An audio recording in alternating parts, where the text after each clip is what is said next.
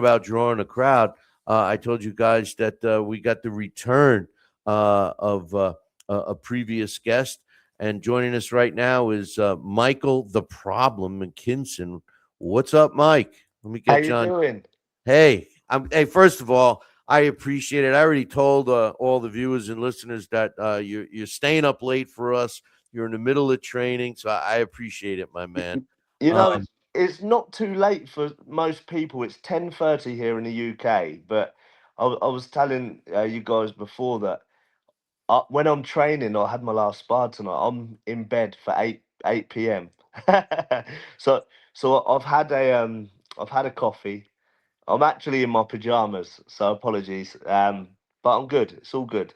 Hey, listen. Even I don't train for fights, and I'm usually in bed by 8. So I'm with you, man. I'm with you. Yeah. But hey, listen. This is your first fight after being out of the ring for around 17 months. How is your Yep. training going? It's gone well. I'm in good shape again. Uh, it has been a tough 17 months, but we finally have something. We finally have some news. So I'll be fighting in Lagos, Nigeria next Friday, live on DAZN. Yeah. Um, but yeah, I've got myself back into good shape. My team have worked really hard over the last few months, and I'm ready to go. I'm ready to go. Now, listen. Have you had to do anything in terms of your training differently because of the layoff? You know, it's difficult because most people, because they've not seen me for a long time, they might have thought I've been out of the gym and I've not been involved in boxing, but I've still been in the gym. I've still been working since that 17 months ago, that last fight. It's just I haven't been able to get a fight. I've been a sparring partner over the last year. I've made sacrifices, spent time away from my family, like training, bit sparring. I just haven't had that end fight. So I've kept myself healthy. We've added a new conditioning coach to the team this fight, but the rest of the team we've kept the same. We're a strong knit team. We we all work well together, and they've got me back into amazing shape. Well, that's good. I was wondering about if you had to get extra sparring, to shake off some rust or Yeah, or uh, or whatever. I've spent a little time in. I was a few weeks ago. I was out in Rome, in Italy, sparring, and then I've just got back from Scotland as well. So we finished sparring up in Scotland. Um, we were on the lookout for young, tall opposition to spar, and it took us to a place called Stirling in Scotland. So I've spent a little time up there, but I'm back now for a little bit before flying to Nigeria.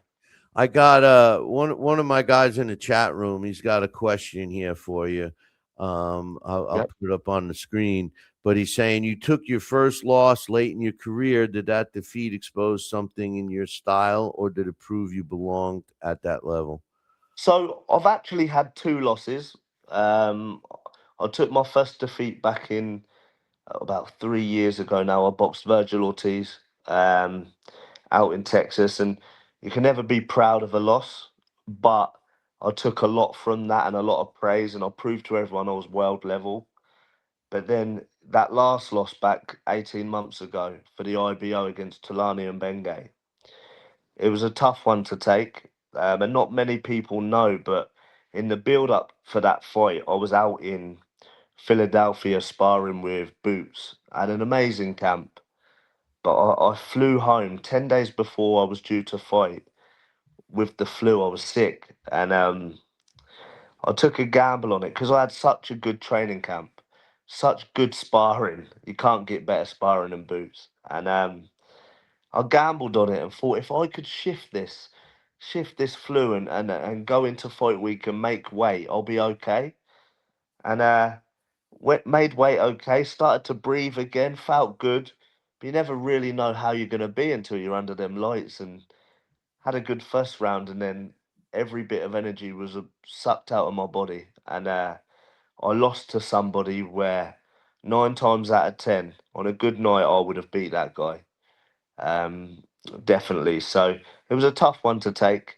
And since some people think with a loss, more people will want to fight you. Well, I've took that loss and I'm more avoided. Yeah. Well, fighters like you, other fighters respect because you do fight the tougher fights, and I think I hope you learn that if you're not 100%, don't care what the fans say. You got to be Yeah, 100%, because hey, listen, you're fighting an opponent who's a young kid, 21 years old. He's undefeated. He's got a high knockout ratio, 75%. Are you expecting him to come right at you? And if you are, did you train for that? of course. Like I am a 30 professional fight veteran now. There's no style that I've never seen before. I've boxed tall guys before. Chris Congo, I put him down in the first round. Just for an example, I fought young guys before.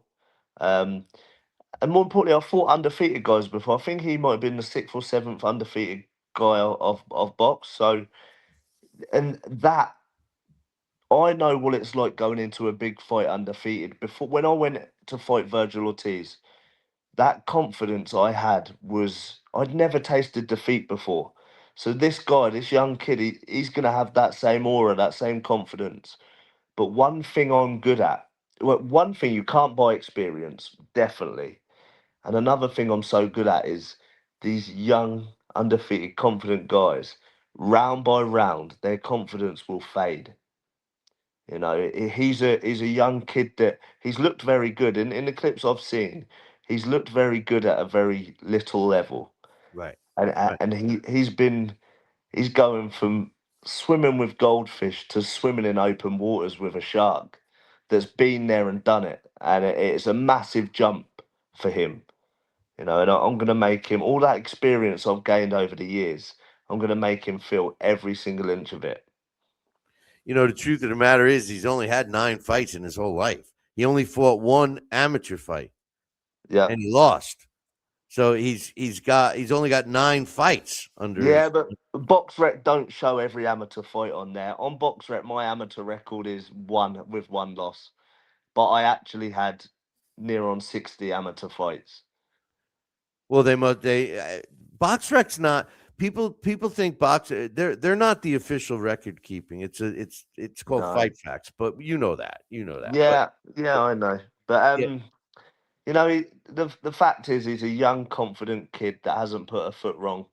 Um, but I'm about to show there's a massive jump in levels. it looks like it just by judging who he has fought, he's clearly jumping a huge jump in levels. Do you feel that the layoff you had has helped you in any way? I mean, you said you were working hard anyway. I mean, but did you have a chance to refresh, not only your body but your mind? My mind's been very frustrated, if I'm honest, for the last 16 months, not being able to get anything. And you got to think boxing's my job. I've got 4 children at home. I had a baby son last year without getting fights. Like children are expensive. So, So it has been frustrated, and it hasn't really like being at home without a fight. Don't really rest because I've got lots of kids. But no wonder why you have to go so far away to train. You got to be able to yeah, get some sleep, right? that's it. That's it. But I've got children to feed, and without boxing, it does get tough. So there's a lot of built up frustration, um, and I'm about to unleash it next week. Well, listen, a win next week should get you right back into the conversation. Yeah. Not that you're looking past it, but do you think that that adds more pressure too? And assuming everything goes well, is there anybody you have your sights on? There's a little bit of pressure. Me being the experienced guy that's kind of had a bit of a some people say a layoff, not being able to fight, trying to get everything back. but I'm very focused on this job. Like, I'm very confident. I know how important this task is next week for me and my career.